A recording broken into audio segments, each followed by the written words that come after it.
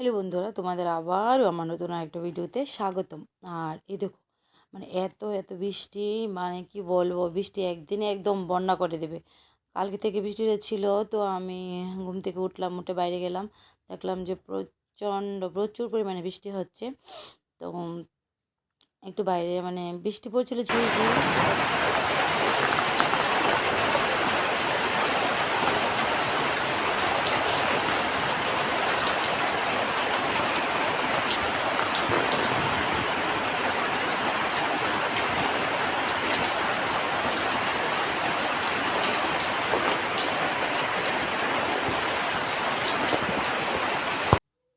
তো আজকে রান্না করব হচ্ছে, এখানে বেগুন কেটে নিয়েছি, ডাঁটা কেটে নিয়েছি, আর এখানে পেঁয়াজ কুচি করে নিয়েছি, রসুন নিয়েছি 3-4 মানে কোয়া, আর নিয়েছি হচ্ছে কাঁচা লঙ্কা চিড়ে, এখানে নিয়েছি হচ্ছে শুটকি। তো আজকে রান্না করব হচ্ছে শুটকি মাছ। তো শুটকি দিয়ে রান্না করব, ডাঁটা দিয়ে, আলু দিয়ে, বেগুন দিয়ে রান্না করব শুটকি দিয়ে।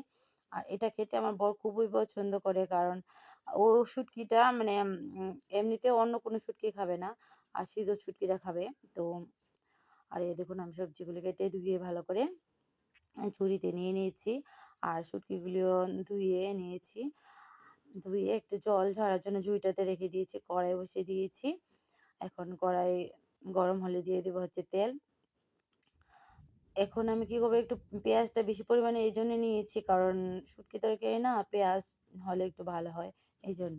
আর আমি কড়াই যখন গরম হবে তখন দিয়ে দেবো হচ্ছে, কড়াইতে দিয়ে দেবো হচ্ছে তেল। তেল দেবো, দিয়ে তারপরে পেঁয়াজটা দিয়ে তারপরে আমি সবজিগুলি দিয়ে দেবো।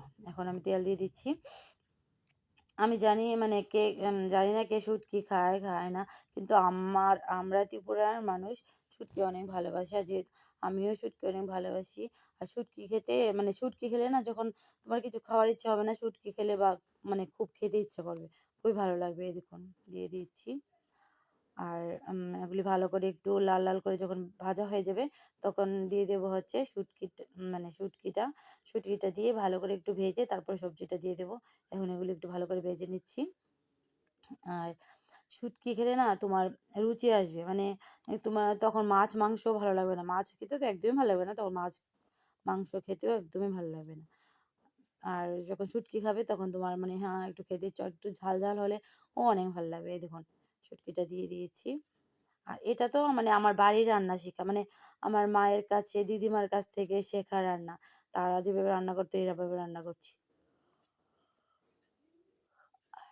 আর আমি বেসিক্যালি রান্না শিখেছি হচ্ছে আমার মায়ের মা মানে দিদিমার কাছ থেকে, কারণ আমার মায়ের মা যা রান্না করতো, মানে উনি যদি সাধারণ একটা বাটাও করতো না, খেতে এত মজা হতো, মানে আর কি আর বলবো। এই দেখুন, ঢাকা দিয়ে রেখে দিয়েছিলাম, তো একটু ভাজা ভাজা হয়েছে, ঢাকা দিয়ে ঢাকাটা মানে তুলে তুলে নেড়ে দিচ্ছি, নাহলে একটু মানে যদি লেগে যায় কড়াইতে, তার জন্য তো বারবার তুলে ঢাকাটা নেড়ে দিচ্ছি। দেখেছেন, এখন আমি একটু ঢাকাটা তুলে তারপরে নেড়ে নেড়ে এভাবে নেড়ে তারপরে ভেজে নিচ্ছি। আর সবসময় সব রান্নাতে আমি প্রায় সময় বলি যে সব রান্নাতে ভাজাটা হচ্ছে মেন, কারণ যত ভাজবেন তরকারি ততই স্বাদ হবে। আর এখন ভেজে তারপর জল দিয়ে দিচ্ছি। অ্যাকচুয়ালি আমি কি না, মানে শুটকি তরকারিতে হলুদটা একটু কম দিই, নাহলে আমার একটা হলুদের গন্ধ খেতে শুটকি তরকারিতে বেশি একটা ভালো লাগে না। তাই একটু হালকা পরিমাণ দিয়েছি, যাতে একটু কালারটা আসে জাস্ট।